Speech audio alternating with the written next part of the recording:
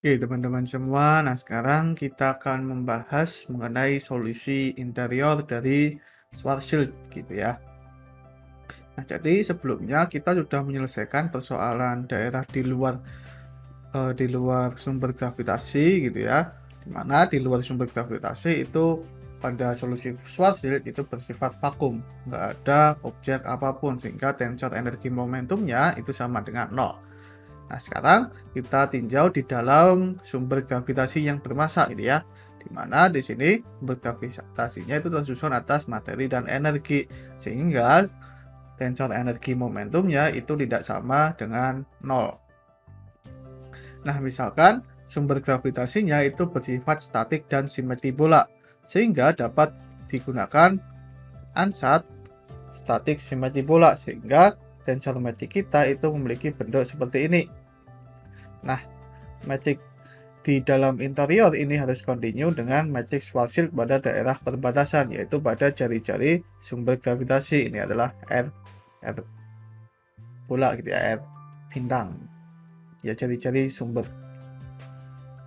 Untuk menyelesaikan persamaan interior di dalam sumber gravitasi dengan syarat batas, maka kita bisa mengambil E pangkat 2 alfa dalam bentuk 1 minus Rs sebagai fungsi R dibagi dengan R pangkat minus 1 gitu ya. Kalau di eksterior itu Rs pada jari-jari sumber gravitasinya itu akan sama dengan Rs yang kita kenal pada solusi eksterior gitu ya. Jadi ini bergantung terhadap jarak dari pusat sumber gravitasi. Nah, di mana Rs sebagai fungsi R itu adalah 2Gm sebagai fungsi R dibagi dengan C kuadrat. Dan M sebagai fungsi R itu adalah massa yang berada di dalam permukaan Gauss berjari-jari R. Di mana kita bisa tuliskan Rs sebagai fungsi R itu sama dengan 2G per C kuadrat integral dari 0 sampai R dm. Atau kalau kita tuliskan itu seperti ini. Nah, di sini kita bisa nyatakan dalam kappa, di mana kappa itu adalah 8 pi g per c kuadrat seperti ini. Nah, jadi kita memiliki perumusan seperti ini. Nah, apabila kita integralkan hingga jari-jari sumber gravitasi, maka kita akan memiliki Rs pada jari-jari sumber gravitasi itu sama dengan kappa integral 0 sampai R bintang gitu ya, rho sebagai fungsi R kuadrat dr. Di mana Rs sebagai fungsi R itu mungkin juga dapat didapatkan melalui integral terhadap seluruh bagian di dalam sumber gravitasi. Nah, ini kita perumusan seperti ini perumusan yang kita kenal ya dari hukum Gauss tentang gravitasi. Tapi kita bisa menggunakan integral volumenya itu sebagai seperti ini, yaitu akar dari minus gamma d pangkat 3x gitu ya, dimana ini adalah integral spasial sejati. Kita lain kalau kita gunakan gamma itu adalah elemen volume gitu ya, elemen gamma itu adalah tensor metrik pada sisi suku ruangnya. Itu kalau kita akarkan determinannya itu adalah E pangkat beta R kuadrat sin beta dr d theta dv. Nah, di mana elemen garis pada ruang sejatinya itu gamma ij dxi dxj itu seperti ini. Nah, dengan demikian integral dari massa sumber gravitasinya yang sebenarnya kita tuliskan sebagai Rs tilde gitu ya, sebagai fungsi R kalau kita integralkan dari 0 sampai jari-jari sumber gravitasinya, maka kita akan dapatkan perumusan seperti ini. Dan ini ketika kita menyelesaikan bentuk integral seperti ini, kita akan dapatkan Rs tilde-nya.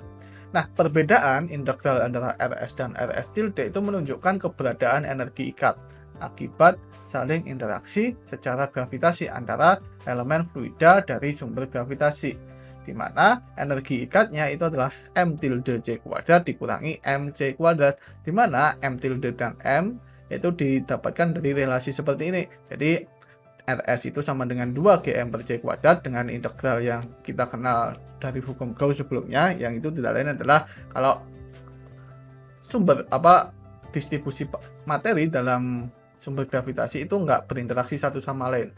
Nah, di sini Rs tilde itu adalah 2Gm tilde per C kuadrat.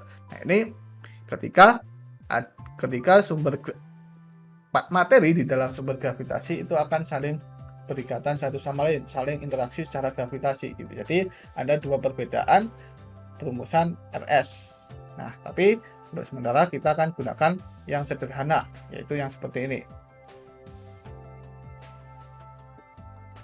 Nah, model interior dari struktur sumber gravitasi, misalkan bintang, itu dapat dianggap sebagai fluida ideal, di mana tensor energi momentum fluida idealnya itu seperti ini. T mu nu sama dengan rho ditambah P per C kuadrat U mu nu minus G mu nu P. Nah, jadi kita bisa nyatakan dalam elemen matriks seperti ini. Nah, kalau kita substitusikan ke persamaan medan Einstein, G00 sama dengan kappa T00, kita memiliki bentuk seperti ini untuk suku 00, dan juga G11 itu sama dengan kappa T11 seperti ini. Kita dapatkan, begitu pula untuk G22 yang nilainya itu akan sama dengan G33 per sin kuadrat theta, itu tidak lain adalah kappa dikalikan T33. Nah, dari sifat turunan kovarian dari tensor energi momentum, yaitu nabla mu T mu nu itu sama dengan 0. Kalau kita menggunakan nu sama dengan R, maka nabla mu T mu nu itu sama dengan parsial mu T mu R ditambah gamma mu T lambda R ditambah gamma R lambda mu T mu lambda itu sama dengan 0. Nah, di sini untuk komponennya enggak 0, itu kita memiliki bentuk seperti ini. Jadi, ingat bahwa tensor energi momentumnya itu bersifat diagonal untuk fluida ideal. Nah, begitu pula untuk nilai-nilai simbol Christoffel yang enggak 0, itu adalah seperti ini. Nah, jadi kita bisa nyatakan alfa aksen itu adalah minus P aksen per rho C kuadrat ditambah dengan P. Nah, sekarang kita tinjau komponen RR dari tensor Einstein, di mana 2 alfa aksen R ditambah 1 minus E pangkat 2 beta itu sama dengan kappa P R kuadrat E pangkat 2 beta. Nah, di sini kalau kita substitusikan E pangkat 2 betanya itu adalah 1 minus RS sebagai fungsi R per R pangkat minus 1, dan juga alfa aksennya itu seperti ini, gitu ya. Ini kita kumpulkan, maka kita bisa nyatakan P aksennya itu dalam bentuk seperti ini, gitu ya. Jadi ini ya kita tinggal operasikan secara aljabar. Nah, persamaan untuk P aksen ini itu disebut sebagai persamaan Tolman-Oppenheimer-Volkoff, atau biasanya disebut sebagai persamaan TOV. Nah, persamaan ini itu menunjukkan bagaimana tekanan di dalam struktur suatu sumber gravitasi, gitu ya, misalkan bintang atau bahkan planet atau mungkin lubang hitam juga. Nah, di sini pada jarak tertentu kita bisa mendapatkan tekanannya dengan mengintegralkan terhadap jaraknya R. Nah, pada objek yang bersifat incompressible, meskipun tekanan pada bagian dalamnya itu besar, kerapatan materinya itu hampir tidak berubah. Nah, contoh objek semacam ini itu adalah bintang Newton, di mana kerapatan semuanya, kerapatan materi di dalamnya itu konstan. Sehingga kita bisa tuliskan lalu sama dengan konstan. Kita akan tinjau objek yang semacam ini untuk mempermudah. Nah, dari definisi RS, yaitu RS sama dengan kappa rho C kuadrat integral dari 0 sampai R aksen kuadrat dr. Ya, kita nyatakan seperti ini. Dan juga dari relasi bahwa P aksen itu sama dengan dp dr dari persamaan TOV. Nah, maka kita bisa nyatakan seperti ini dengan mensubstitusikan RS-nya menjadi seperti ini, yang sudah kita dapatkan sebelumnya. Nah, ini kalau kita kumpulkan yang memiliki suku P dan kita integralkan di kedua sisi, maka kita akan dapatkan bentuk seperti tadi. Nah, sekarang kalau kita mengambil syarat batas bahwa P sama dengan 0 ketika R itu di jari-jarinya di permukaan, dan juga kita bisa mendefinisikan R bar sebagai fungsi R itu adalah akar dari R pangkat 3 per RS, gitu ya. Nah, sehingga kalau kita integralkan, kita akan dapatkan rho C kuadrat plus P dibagi dengan rho C pangkat 2 plus 3P itu sama dengan akar dari R bar kuadrat minus R bintang kuadrat dibagi dengan akar dari R bar kuadrat minus R kuadrat. Nah, dengan demikian kita bisa tuliskan, gitu ya. Kita tinggal ini kalikan silang dan kita kumpulkan untuk P, kita selesaikan P-nya. Kita akan memiliki bentuk seperti ini.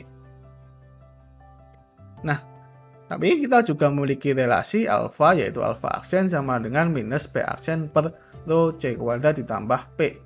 Nah, di sini bentuk ini itu tidak lain mirip dengan bentuk turunan dari logaritma. Jadi ini adalah logaritma dari ini gitu ya, dengan rho itu konstan. Nah, jadi kita bisa miliki alfa itu sama dengan minus dari ln rho c kuadrat ditambah p ditambah konstan.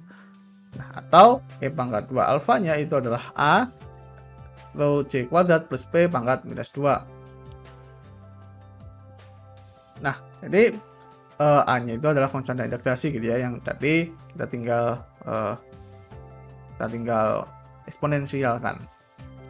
Nah, agar solusi interior sama dengan solusi eksterior pada jari-jarinya pada permukaan, maka A-nya itu bisa kita ambil sebagai rho c kuadrat akar 1 minus R bintang kuadrat dibagi dengan R bar kuadrat pangkat minus 1 gitu ya. Nah, ini kita coba-coba gitu ya, biar solusinya itu sesuai dengan solusi Schwarzschild eksterior pada permukaan bintangnya. Nah, dengan demikian, e pangkat 2 alfanya yang awalnya seperti ini, kita bisa sederhanakan menjadi seperti ini, dan kita substitusikan nilai A-nya, maka kita akan dapatkan e pangkat 2 alfanya itu memiliki bentuk yang sederhana seperti ini. Nah, dengan demikian kita bisa mendapatkan matriks Schwarzschild lengkap yang mencakup dari daerah interior dan daerah eksterior dari sumber gravitasi. Jadi kita memiliki bentuk seperti ini. Di daerah eksterior, maka kita akan dapatkan perumusan seperti ini. Ini adalah solusi Schwarzschild sebelumnya, dan juga kita memiliki bentuk seperti ini pada daerah interior. Nah, kalau misalkan jari-jari bintangnya itu sama dengan jari-jari Schwarzschild, maka pada horizon peristiwa di sini itu akan terdapat singularitas, ya, singularitas koordinat, karena di sini kita menggunakan koordinat bola.